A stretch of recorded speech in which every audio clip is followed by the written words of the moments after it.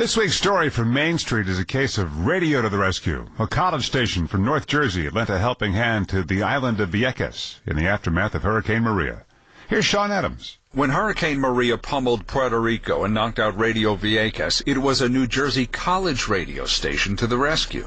Brave New Radio. Play the new stuff. You heard it here first. WP 88.7 FM. New music now. William Paterson University communications professor Lori Ramos turned to her students at WPSC to assemble a team to go to the small, struggling island. My friend told me when water was delivered on one side of the island, the other side of the island did not know that there was water to be found. WPSC station manager Sebastian Escobar says they helped get the community station back on air. And as part of that initiative was to start a new program that will be played on Brave New Radio as well as Radio Vieques.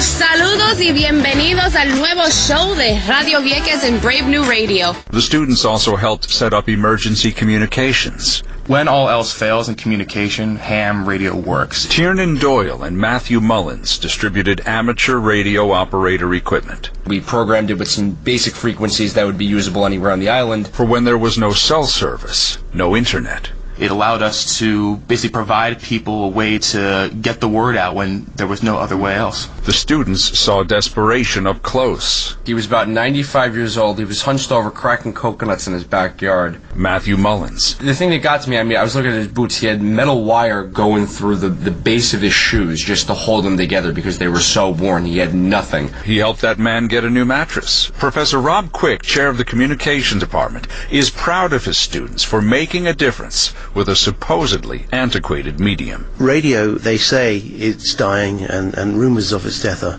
greatly exaggerated. Radio is alive and kicking, and radio is a lifeline. In Wayne, Sean Adams, WCBS News Radio 880.